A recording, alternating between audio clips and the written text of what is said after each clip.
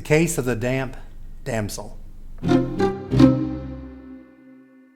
One sultry afternoon in midsummer, Hugh Nelson received a telephone call at his office in Morgantown requesting him to be in Marlington early the next morning to close a timber deal.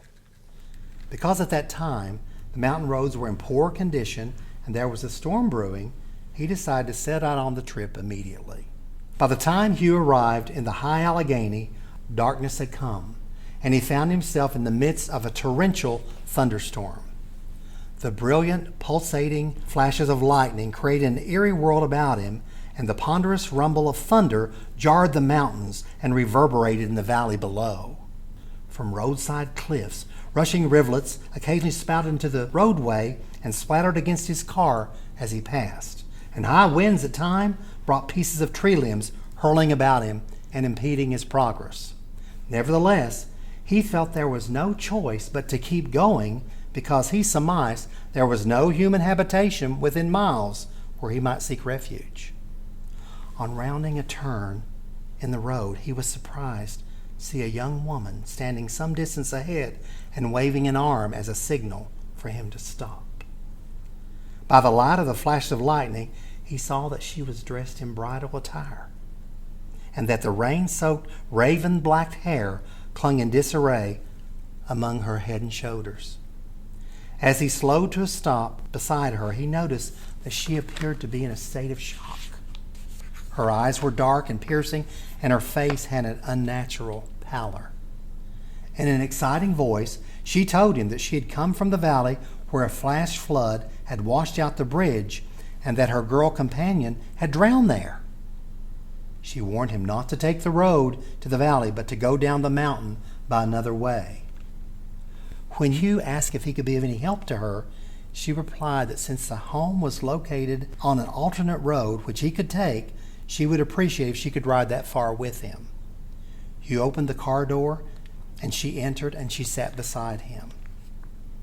Noting that she appeared to be chilling, he got his coat from the back seat and placed it about her shoulders, an act that she did not even appear to notice. Then, following her directions, they soon found themselves on a narrow, graveled road winding into the countryside. Even though it continued to rain in a steady downpour, the worst of the storm had passed. Only occasional flashes of lightning and muffled rolls of thunder came from over the mountains to the east. As they rode along in silence, Hugh was curious about his passenger, but seeing the nervous state she was in, he dared not question her. However, she did tell him that her name was Janet Gray, and that her home was some 5 miles distance from where they had met. After what seemed like an endless drive on the narrow road, they arrived at Janet's house. She thanked him and then hurried up the flagstone walk to the house. Hugh watched her go up the steps to the colonnaded porch. Without a glance backward, she opened the door and she went inside. He then resumed his journey by way of the detour toward Marlington. It was not until some time later that he remembered he had left the coat with Janet. Since it was out of the question to go back after this time of night, he decided he would get it on his return the next day. While in Marlington, Hugh learned that a flash flood had washed out the bridge that Janet had spoken of, and that a man had drowned at the crossing place when he failed to see that the bridge was missing. However, no one seemed to have heard that anyone else had drowned that night. The more Hugh thought about it, the more he felt obligated to stop at Janet's house on his way back to thank him for the warning she had given him.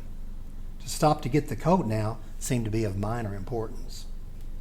On his return home, Hugh followed the country road as well as he could remember. Even though there were not many landmarks that stood out in his memory from the night before, he was confident that he was on the right road. When a large white house with a colonnaded front porch came into view, he felt quite sure it was Janet's house. Hugh went to the front door and he knocked. Presently the door opened and a white-haired elderly lady appeared. As he told her about his experience of the night before, she looked at him with disbelief. "Oh, no, you surely are mistaken," she said in a hushed voice. "It couldn't have been my Janet. She passed away 5 years ago. You must have met someone else." Then she related how her daughter had lost her life. Janet had wanted to be married in the church which the family had attended when they lived on the other side of the valley. On the evening before the wedding, while on their way to church for the rehearsal, she and a friend, who was to have served as a bridesmaid, drove into the river and were drowned. Her body was recovered soon thereafter and buried in the family cemetery located on a knoll back of the house.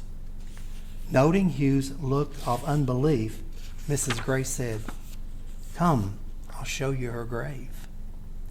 As they walked around the house toward the cemetery, Mrs. Gray continued to speak of her daughter in a low, even voice.